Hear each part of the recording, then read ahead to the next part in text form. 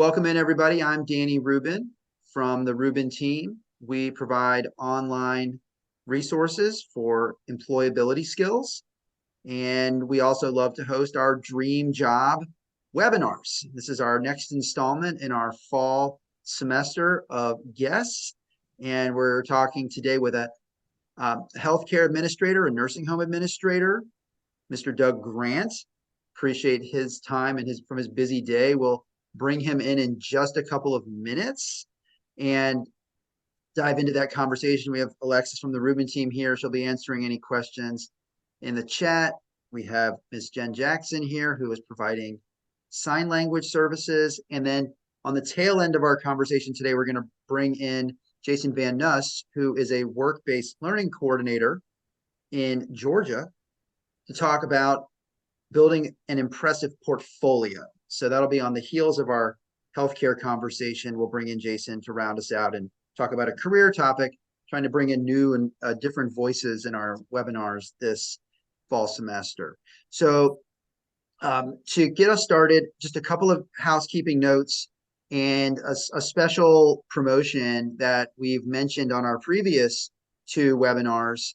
And I want to share this with the group in case you have not seen it yet.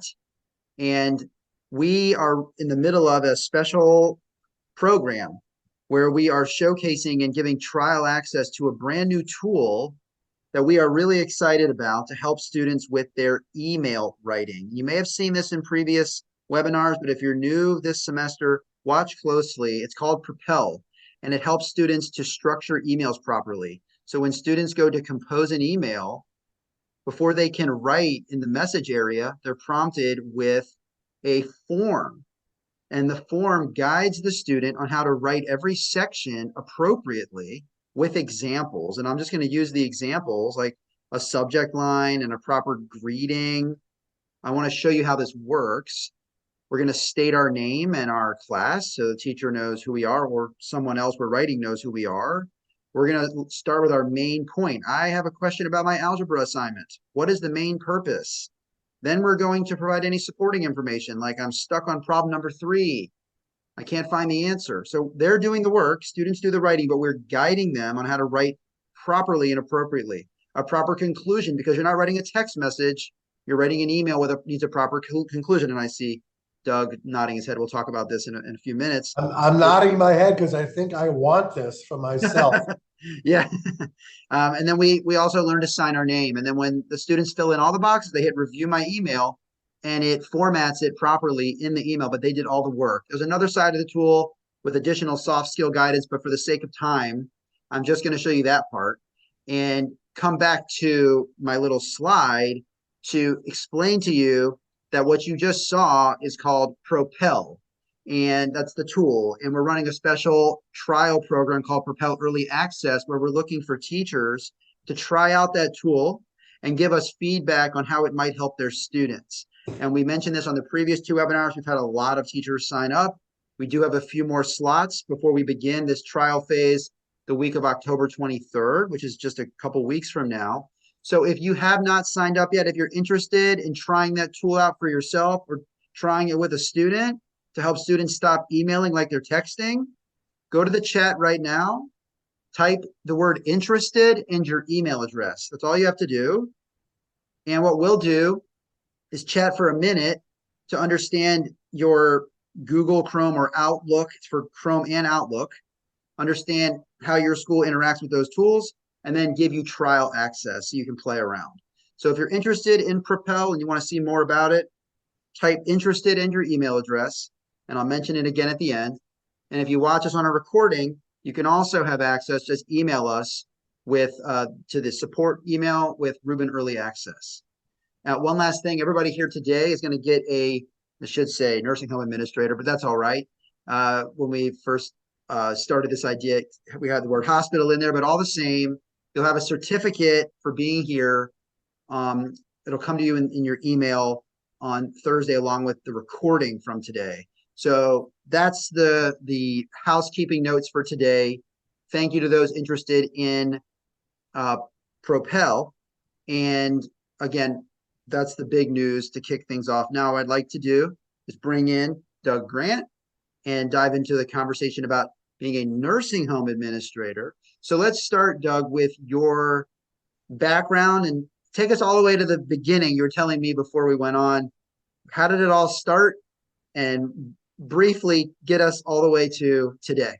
It's interesting how you say it, how it started, because I think I had to give my father credit, who, when I was in high school, said, I think you should go into hospital healthcare administration. Really? So, yeah. So, as much as maybe kids don't listen to their parents, I think I did. Why would So, he say that? It seems like some plus kind of obscure to say to a high school all student. the, because it's still the same now. Back in the day, you would read the New York Times or you would read something, and future careers and healthcare administration, as it is today, was the place to go into. Okay. As a matter of fact, it's so interesting that I said the New York Times, because back when I was looking for a job, we didn't have Indeed, we didn't have online. I looked in the weekend review section of the newspaper, and it was healthcare administration. It was all hospital jobs and other jobs. And that's how I found my first kind of nursing home administration healthcare job, was in the New York Times. So Wow. very interesting. That doesn't exist Right. anymore. It's all different now. And everything's online, which I still have trouble getting used to. So I started as becoming, or wanting to become, a hospital administrator. I I did my internship coming out of college at a hospital in, for those who know New York, in Queens, and it was my internship. So I studied healthcare administration. Part of my degree was to do an internship, and I strongly recommend those who would, whatever field you're studying, to please do internships, paid or unpaid. All of Right. mine were unpaid, but very important to get hands-on. You, sorry, we're on. I know we're on Zoom. You're never going to learn about stuff on Zoom. You have to be in the environment, Okay. be with people, listen and learn. Yep. Um, so then, just moving forward, I did that, and then you're going to go through some times where you're not going to work out in your job. It happens.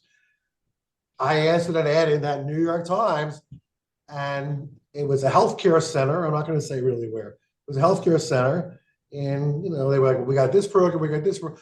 Oh, and by the way, we do 300 and some odd beds for geriatrics." And that's where the whole nursing home thing started to come in. And then, one way or another, then I decided, well, I'm going to go to Florida, because that's where nursing homes are. For those of you who hear the stories, that's where they are. And I said, so I moved out of New York and I moved to Miami. And along came a whole career of doing nursing homes, assisted living. But I should back up and say I also, prior to becoming a nursing administrator, I actually sold HMO insurance. So that was another area of learning. So I think my message to everybody is, don't be afraid to span out. Learn everything you want to learn about, some of you will go into healthcare administration, whatever you're going to go into, you might not stay in that field. But it's very good to broaden your horizons and learn about everything if you can. So that Great. I really want to stress that. Thank you. Um, so I've been doing it now for a while, since '94. I've been through several nursing homes, but now I'm actually doing something else. I'm called a transitional administrator. Industries change, ownership changes in my field, and so a lot of times the administrator goes, but they bring somebody in to be a temp. If you heard the job word of a temp, I'm like a temp. Okay. I've been doing that for the last year, doing what I call transitional from the prior administrator that had left to the new person that they're hiring, and I'm the bridge in between to make sure nothing happens, and then transition the new person coming in. Okay, okay. As we go, I want to invite the students to and teachers to put your questions in the chat about what it is to run a nursing home. Uh, and let's talk about that. Like right now, you're in a temporary situation where you're managing while they make a full-time hire. And Correct. so tell us what you're doing every day. What is the facility like? And how many residents are there? And what does it look like every day? So I'm actually at this facility I'm at. I told you I'm in Miami. I'm over in Naples, Florida. Yes. It's on the West Coast. They have great sunsets here, by the way. Um, I have a nursing home and an assisted living facility And what does under the assisted same living roof. mean? Can you define that Okay. for us? And by the way, when I tell you assisted living versus nursing home, that's changed over the years. Um, Assisted living right now is taking care of elderly people or people with Parkinson's or Alzheimer's. Some have locked units for those with Alzheimer's. By the way, Alzheimer's and dementia is growing. It is the number one growing area for those who want to get involved in it. It's a tough field, but I have that under my roof. And then I have skilled care. And, I have to tell you, nursing homes, you've heard the expression, I don't know if you've heard it, we're not your grandmother's nursing home anymore. Skilled nursing homes have become mini hospitals because even the hospitals don't keep everybody long anymore. And we have to take care of it. I use the word subacute or post-acute. That's what the nursing home side does. Assisted living does many different things. But again, it's taking care of people who cannot take care of themselves. We're also up against, I live in Florida. I have a very good friend of mine who owns companion care because people want to stay at home longer. I want to stay home longer. All of you on this phone call eventually, want to have maybe your parents in the future stay at home. That's the goal still. So, we just have a myriad of different avenues in healthcare. I implore And how people. many people are you or does your team care for? Like So sort of under right your now, care? the nursing home side is about 40 beds, and we have about 35 on that side. We're in the middle of what's called season here, but we have about 60 in our assisted side out of say 90 beds. So Okay. but a lot of them are private rooms now, and a lot of evolution. But so that's what we take care of, and it's two programs. I'm in charge of both. I have nurses and everybody to help me, but I'm in charge of both. Yeah, let's talk about the team. Who are some of the people on the team? What are some of their job titles? And how do you interact with them? So, ready, director of nursing. We have rehab, PT, OT, speech therapy. Physical therapy and occupational therapy, right? Yes, right. For those, I'm sorry. Yeah, we got always want to define. I got to be careful with my It's lingo. okay. It's okay. And then we have mental health people that come in. We have obviously physicians that come in, nurse practitioners, or they're called ARNPs, or physicians assistants. You name it, we have it. Not to mention other people that work here. People work in the kitchen, housekeeping, maintenance. You name it, we do it all here. The business office, if you want to get into financial, billing, for those who've heard of Medicare or Medicaid, that's what we deal with. These are buzzwords you hear every day, maybe on the news, or you see it on Google. Yep. That's what we deal with on a daily basis. And we have to have people, not just the administrator, we have to have people who know how to do that. They do it a lot better than I do, trust me. Let me ask the group, teachers, raise your hand if you teach some of those jobs that he just said, or teach them in a little bit, or provide certifications, physician's assistant, learning about physical therapy. Are there any programs out there that are touching on those skills? Because I'm hearing a lot of job titles, CNA. I'm hearing a lot of job titles that these programs are preparing students for. So there's a lot of crossover in what they're learning and the people that you're managing every day. Danny, can I say something? Someone posted CNA. That's the Yes. front where I work. That's the front line. That's the people that take care of the people. A lot of people won't do that job. It's a tough job. I don't want to sound graphic for a minute, Right. but those are the people that are changing diapers and doing things that not many people don't want to do. Yep. So that's the front line. But the good news is we've had CNAs. That's the next go to the next step, and they become a licensed practical nurse. And maybe Mhm. they go on to become a registered nurse. And I personally know here in Florida, people my colleagues in the same industry that have been certified nursing assistants who now have gone on to become administrators, like myself. I didn't go that path, but that's a great path to go. Become a Mm. nurse.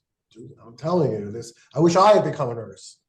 And You then know, there's a path from a nurse to go into management. absolutely. That's great. So let's talk about the communication skills that you need to demonstrate, but also if you want to be on the way up and work your way into management, how do communication skills play a role in demonstrating maturity and leadership? So I think the first thing you have to develop is your ability not to speak. And what do I mean by that? You have to develop the ability to listen. Tell me more. Listen to your staff. Well, I have residents, but listen to your workers. Listen to everybody in your field. Listen. Too many people want to talk. Listen. That's the number one thing. Listen. By the way, I'll teach this communication skill. As weird as it sounds, you go into Please. management. This sounds crazy. There's power in silence. What do you Everybody mean? thinks you have. Everybody thinks you have to react and say something. The best thing to do sometimes is not to. Listen, take it in, think about it before you speak, or before you write it, or before you write that email you just talked. Right. So can you think of a recent example about something that you heard your people say and it made you change a policy or make a change or make some kind, does anything come to I'll give you mind? one I just went through because Please. like I said, I was an interim. I walked in here, and people were frustrated about certain things. I sensed their stress over something, and if this might sound crazy, but the big stress thing was that for some reason, I wasn't here when this happened, the company didn't pay the landscaping bill. So the landscaper stopped coming to cut the grass. And I only got here a couple of weeks ago. It was like the first thing that I noticed. And then everybody was talking about it. So I had to listen to everybody, staff about it. I had emails from families coming to me. I Mm. had staff people coming. I had family members coming into my office. Where then that was the time to say something. And I did and spoke to the owners and the management. They're up in Massachusetts. And it sounds like a crazy accomplishment, but I got the grass cut after it had been cut in 3 months. I live in Florida. If you don't cut the grass in 3 months, it grows like crazy. So it looked bad. I noticed it too. So you have to listen, Mm. watch, listen, watch, not always react, you know, I just love that advice. I think that's fantastic and something that we don't talk about enough in these sessions is not talking. Sometimes communication is not talking. It's letting other people talk and hearing them before you make your next move. What other communication skills do you value? Let's talk about now actually talking or writing, communicating. Let's talk about communicating with families or with like different parties that you interact with. What do you need to be empathetic? Do you well need like what is in my field, we have a thing called management by walking around. mm, Same thing about listening. I'm going to say, I'm at a desk now, but get out from your desk. If you have a desk, get out there, talk to people. In my field, I would sit down for lunch with some of the residents. You don't know what that means to them. I have residents who come see me every day here in my office. because I'm in their extended family. They don't have Mm, their family here. So mm. they come talk to me. And yes, they want to complain about whatever, this and that. And I got to sit there and listen, and then if they tell me something that I think is profound, I got to go take care of it. They're informing me, you know. Um, Funny, I listen to my housekeepers. We have housekeepers, the people that will clean the room. They know everything. Yep, that's right. They hear everything. So Yep, I always go talk to them and say, smart. what happened with this person today? Do you know? Yeah, I know what happened. She told me. So again, listening and walking around. I know we all love our phones, and we all, no offense, I don't love Zoom either, but we're on it. We Um, appreciate it. I'm just saying how it's so important to get out and be involved. Whatever you do, also go out in your community. Very important to get out in your community, whatever job you're doing, or volunteer. Mhm. For those on this call, I don't know if you know what a nursing home is, but I don't know if you go volunteer. That's what I did in high school. That's how I learned first about it too. I volunteered at my local. I got credit for my high school for volunteering, and I volunteered at the local nursing home. Very, But just because you mentioned it about your phone, is there a cell phone policy in with for employees? they're not supposed to be on their phone, but then we hear, well, I have my kids, and they call, and they got to make sure they get home okay. We would prefer that you not be on your cell phone while working, and we've caught people doing that. It's we know it's a distraction. In our field, you can make a grave mistake. Someone who said you're a CNA, if you're working with a patient, let's say you're lifting that patient in what's called the Hoyer lift. It's a mechanical thing. You're moving them to, say, a bed to the chair. If you start looking at your phone while doing that, you can drop somebody. I mean, and you got to pay attention. So I know we all love our phones and stuff, but to really pay attention, let's not be on them. Thank So, you. you know, We're going to have Jason join us in just a few minutes to talk about portfolios. I do want to make sure I ask, we have a lot of students watching here. What are some classes you would recommend students take in high school that could prepare them for this field, medical related or people related, business related? What would you recommend they be taking? ready? Yep. Biology. Biology. And Writing this don't down, take it, students. whatever Yep. you do, whenever you do, you go to college, don't take biology and accounting in the same semester. All right. Please don't. Spread those out. I did that. I will tell you, I failed accounting that year. I had to retake it in the summer. Too much. But by too much, biology is one. Okay. Really focus. If you really want to go into healthcare, whatever it might be, biology. Great Very advice. important. Obviously for writing, we talk, a lot of lawyers become English majors. It's something important to do. The other thing is, I mean, if you're gonna go, I mean, I don't know the dynamics. I'm in Miami. I've had to learn Spanish a little bit. Mm, You have to maybe know another language. mm. A lot of my staff are from Haiti. I don't speak it. I don't speak it. I have to get someone to help me. Knowing a second language is very important. Let me ask the students, make sure we're paying attention. What class did he recommend you take? Go to the chat and tell me which class. Great advice. And we've done work with students in Miami, and Haitian Creole is a very popular language. We're often asked about that with our own materials.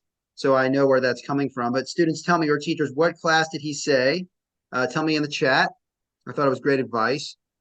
And I know we're going to wrap up with your portion in just a moment and then have Jason speak.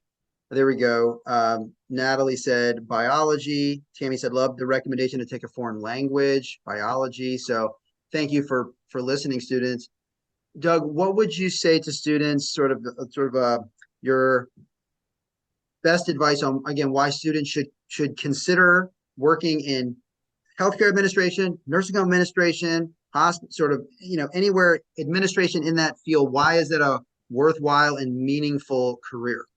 Because as much as there's a lot of talk about AI, I don't think a robot can take care of a human being. Mm, So it's always healthcare, whatever it's going to be, is always going to be there. Obviously, I mean, this country, we have obesity is a problem, diabetes, look into kidneys, people, I'm sorry, dialysis.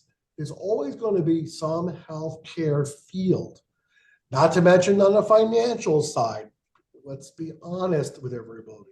Healthcare is a very large business in this country. It sounds crazy for me to say that, you know, but it I is. understand. And you have to learn business administration, finance, accounting. Um, I'm saying that the healthcare industry is one of the largest industries in our country, Yep, good or bad. It just, we're it not is. Canada with free healthcare, so it is a large industry, and the sky is the limit. I think the sky is the limit. With administration, I always tell this country needs nurses like you have no idea. We really need nurses. Mm, we hear that a lot. There's a Please, lot of please. programs out there training nurses, doing their We need, best. that's a Um, big field, you know. Thank So you. Doug, I want to thank you for giving us time from your busy day, valuable time. Can we see some hands up in the Zoom chat to thank Doug for being here? I really appreciate it. If you need to hop off, I don't mind. You can get back to your day, and I'll bring Jason in for the second part of our discussion. thank So you, thank you everybody. It was again. great Stay meeting safe in everybody. Florida, and we'll speak soon. Come to Florida. The weather's getting better. As it gets colder up here, it's better and better Come, down come, there. come say hi to me. Thank Okay. you, Doug. Bye bye. All right. Switching gears now. Hey, Jason, how are you? I'm great. Thank you. Thank you for being with us. We're going to switch gears, but I'd like your take on that previous conversation of your experience to tell the group what role you play in your Sure. county, and then how you've interacted with healthcare jobs, and then we'll talk about making Really. portfolios. All right. So I'm the director of work-based learning and youth apprenticeship. So that may look different depending on what state your audience is from. My job is to go And wait, in. sorry, which county are you in? Tell them which county. I'm in Lowndes County, Lowndes County. which is about as far south in Georgia as you can get. We're almost North Florida. Got it. We're right on 75. So my job is to go in and to aligns placements for students, apprenticeships and internships. So a student who is welding, my job is to go into the fabrication pathway and get that student a job at a fabrication facility. A student who's studying automotive, my job is to go in that classroom and recruit students and place them in industry in jobs that specifically align to what they're studying in their pathways. So students who are in my pathway are released from school to go to work, and it's a really phenomenal pathway for administration because it's a way for us to basically leverage private sector laboratories for public consumption. Mm, So we don't have to pay for that $1 million automotive lab. We can right. take a student, place that student in that Good point. facility where the private sector's paid for that. So yeah, that's my job. And again, I didn't get to hear a lot of that conversation because I had to jump off. Okay. But No problem. um, but I will say the healthcare industry is a phenomenal industry to go into, and it's extremely hard for me to find placements. Not because they're not available, but because there's a stigma that people can't work with students under 18, which is not Mm, true. And I've actually got proof of concept. I've started a partnership with my local regional hospital, South Georgia Medical Center, and they're starting to take students as young as 16. And we've created a custom position for those students to go in and to kind of tour and look at all the career options available. Their hope is to retain them in nursing, but there are other options going into physical therapy, speech pathology, even administration. So, I mean, there's so many different avenues you could go into the medical field with. It's the list is long, very, very great. long. Thank you for that. So let's dive into something that you help your students with a lot, and I've seen, your work over the years with portfolios. Sure. What is it? How do you help students with portfolios? What do they do with the portfolios? How does it help land opportunities? All right, so that's a good question. I have a little bit of different take on this, and so let me provide some context if I can. Please, please. One of the biggest issues I see schools do, and I want to use air quotes, the forbidden air quotes, is we want to protect students, right? And so because of that, we put them on these lesser than resources. We may have them create a Google website for their portfolio. Yep. And let me say this: if a teacher is listening and you do these things, I'm not judging you because I used to do the same thing. So I don't want anybody to feel judged. But we put them on these lesser than resources like a Google site or an Adobe Spark or anything other than where employers are. And so at that point in time, I feel like I've cheated my students. And here's a couple of reasons why. One, if we put them on a Google site, what we tend to do is tie that resource to their school email. So the moment the student graduates, Danny, they lose access to the resource. And even beyond that, it could be the most dynamic, robust resource that you've ever seen as a teacher. But then you still have the main obstacle of getting employers' eyes on that resource. Because the last time I checked, none of my employers, Danny, none of them are checking the repositories for Google sites Right. to hire students. They're not doing it. No. So I had this epiphany because I use it personally. And I said, you know what? I've got my district approval for doing it. And before I tell you how I do this, let me go ahead and tell you, it's not just me. The entire state of Utah requires students, and require may be a hard word. The entire state of Utah uses LinkedIn as their portfolio. So if you have any objections to FERPA issues or student safety issues or any of that kind of stuff, an entire state has adopted this. So there is proof of concept moving forward. But I use LinkedIn, and I use it because, one, it's where employers are and where they are looking for employees. Two, and gosh, Danny, I know I love your curriculum. And I use it. I've used it since I met you 6 years ago. But I'm gonna say this, and it's not as a slight toward anybody who's a paid service. But how often, teachers, does the best resource available and free, how often do they intersect in education? No, I understand what you're saying. They don't ever, Right. except with LinkedIn. LinkedIn's free, and it's the best tool available for students.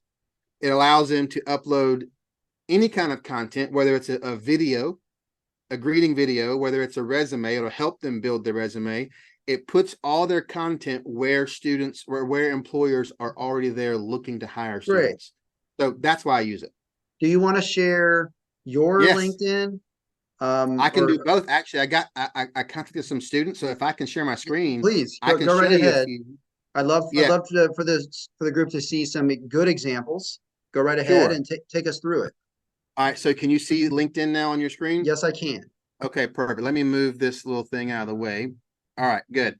So here's how I do LinkedIn personally. So each year I will create, each year I will create a group. Let me zoom in just a little bit. I got that back And I hope out. the teachers find this helpful. Well, I've got I travel across the country to present I this. know. Every time I'm at a conference, I present it. So all the resources are free. Danny, while I'm doing this, if you want to put my email in the chat for them, Absolutely. I'll give those resources out or even present to their faculty if they want. So That's a very nice offer. every year I create a group for that semester. I'm on the block, so I have semesters. The students are required to join this group. So they have their own account. That's one grade at the beginning of the semester. And then they have to interact with this group. One of the things they do is they have to come in and make what I call a skills post. Okay. So I call it a skills post. It is as simple as coming in and they put their top 5 skills. Okay. So what this allows me to do now is when an employer reaches out to me and they say, hey, Jason, I need someone with a background in welding. Well, I can't memorize all my student skill sets. I then will give them, once I've vetted them, I'll give them access to this closed group. They can come up to the top and let's just try it. See if I have anybody. They can search for welding and it will pull up any student who has included welding in their top 5 skills. Smart. So now they can interact. And I've taught my students now, I've taught them how to self-advocate, but now they get a chance to practice self-advocating, because now the employer can reach out to that student directly and say, hey, look, I saw on your LinkedIn post, your LinkedIn closed group, that you said you're good with XYZ. And the student can then respond, and I've had students get hired that way. So I do that every single year.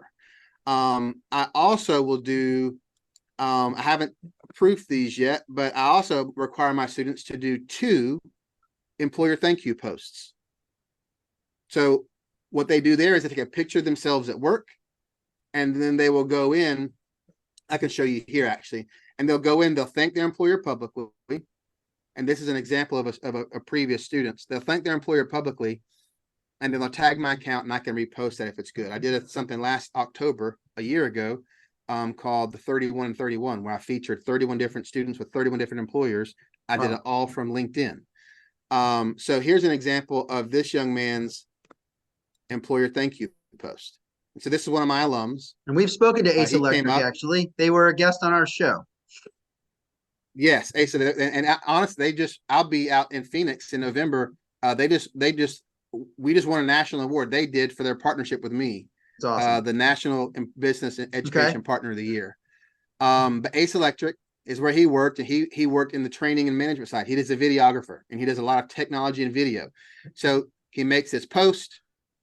He comes in, he tags my program, uses my hashtags, takes a picture of himself, and then that does 2 things for me. One, it allows me to thank my employers publicly. Yep. But 2, it also allows me to thank them publicly in front of all their competitors. So now I start getting cold calls where I say, hey, look, how do I get a student? Because people are seeing their competitors hire my students. See, that's working smarter, not harder, right there. 100%. Because if you did this on a Google site, no one's seeing that Google site. Nobody would see it. You still have to take the link to that site or whatever other resource you use, and then email it to the employer and hope they open it and click on it. Yep. Because employers aren't looking at those repositories for these resources. They are looking on LinkedIn. So that's another example of how I do that. Let me go back. We've got about 3 to 4 more minutes. Sure. I'll show you one more. So what he does is I have them put all their credentials in their featured section. Okay. This young man's working on connections, but I teach them to use valuable connections, not just random connections. They can post activities. So this becomes their portfolio. They begin to document and post pictures of what they do at work. This young man just got a job with a local film industry down here called Philanthro Films. And so he did that through our program, and you can see he's posted a ton of his experience all the way down to being a teacher assistant and technology person at Ace Electric. Okay, that's one example. Another example here is one of my students. He just spoke to a Georgia Senate committee on the value of work-based learning and career tech education. He is a architecture student at Georgia Tech, and he is still working where I placed him as an apprentice at an architecture firm. And so you can go in, you can see he's been out for longer. He's already got some established connections, and he's gone in and he has begun to build out his resource. So now when he graduates college and he's ready to go into the real world, he has this established resource, not as a senior project in college, but this young man's had it since he was a sophomore in high school. A lot more. And I will also have them go down and I'll have them get endorsements from their employers. So those endorsements, whether it's drawing or architecture or recommendations, are archived in perpetuity for a young person. Whereas if I did it on paper, I put it in my filing cabinet, no one ever gets to see that. That glowing resource, that glowing recommendation never gets used. But when I put it on LinkedIn, it absolutely gets used. So that is a really condensed version of our presentation. Yeah, I know. Give. You did a good job. I know I talk fast. Apologies to Jen. I'm sorry, Jen. You were rolling with me. But yeah, so that's how I use it. It's the best resource available. It's free. It's not going to cost you anything. You just have to have a conversation with your tech people, your administration, and say, I want to do this. Here's why I want to do this. You can protect their permissions, but you also have proof of concept, and an entire state requires it for a lot of the Perkins funding. So I want to ask, as we wrap up in a moment, I want to see if the group has any questions about using LinkedIn to become the student's portfolio. I think it's a brilliant idea. It makes all the sense. And you've done a great job really using everything LinkedIn will offer, you're taking advantage of. Every piece of that profile and then Absolutely. teaching communication around it. Does anyone have Yeah. questions about LinkedIn that Jason could answer? If you're curious about turning your portfolio strategy around through LinkedIn, this would be a good time to ask it, or Yeah. you can email him later. She said, will you be talking at are you going to be you ever go out to Sacramento for that? We've been there before. Educating for I Careers, have big not. CTE conference. I would love to go out. I'll send you the information. You can apply Send to me the call for present. proposals. Yeah, Absolutely. it's a big event in California. We've been several times, and Sure. I'm sure a lot of people out there would love to hear your message. So Yeah, I'd love to. I'll And share while we're going to that other with you. questions, I'll also say this. One of my biggest pet peeves with what we do in education is we delay students until they become somebody else's problem. While I have students in my program, it's important for me to teach them when they have their interest captured. So why not? Are there issues on social media? 100%. But why not teach those students while they're in my program how to behave appropriately on social media? Teach them the difference between a LinkedIn profile pic and a TikTok or an Instagram, profile picture. Why not teach them the difference of those things when I have them in a controlled environment versus just turning them loose and have them make a really big mistake where they could potentially lose their dream job? Right. I'd rather do it now when I can control it, when they're in a controlled environment, and teach them how to be socially appropriate on social media. Question from Audra. What's the best way for a teacher to get LinkedIn training? Well, there's a ton of free resources out there, myself included. If you want free, you can send me an email. I'll send you my Calendly link and we can hook up and maybe do Ooh, a real that's a quick nice Zoom. offer. I would take it, Audra. Um, and if you want something more comprehensive, I do have a consulting business, but I'm not here to sell. I'm here to tell. I love teaching educators to use LinkedIn because it's free. So I'm not going to pitch that it's free and then charge you. If you do want a more comprehensive, like district training, I can do that. But one-on-one all day long, just give me an email. That's really nice of you to offer that to the folks on the webinar. Any other questions before we're just about at 2:15 Eastern, and I don't want to go exceed 2:15. I think Kim said, love seeing Jason Van Nuss here. He's a rock star for CTE, work-based learning. And Kim is out of the state office in Virginia for work-based learning. I saw Susan Yeah, man, McNamara work well also together. here. So we have some work-based learning folks at the state level in Virginia that are watching. So I know what you're saying really resonates with them.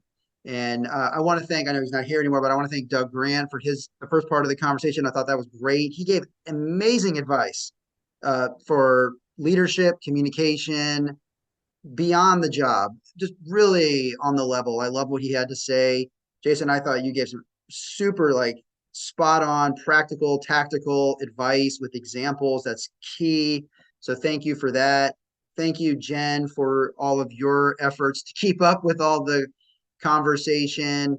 We will be meeting again in 2 weeks. We're talking to hopefully a couple different engineers and people from engineering disciplines about that job and what it's like to work as an engineer in the field. So that'll be a great discussion. And just keep an eye on your emails from us for our free, our Propel program and our webinars. We're doing all kinds of stuff. So keep an eye on us and interact whenever possible. And again, thank you, Jason. And I'm sure we'll be hanging out in real life, in Zoom very soon. You're welcome. Maybe in Sacramento.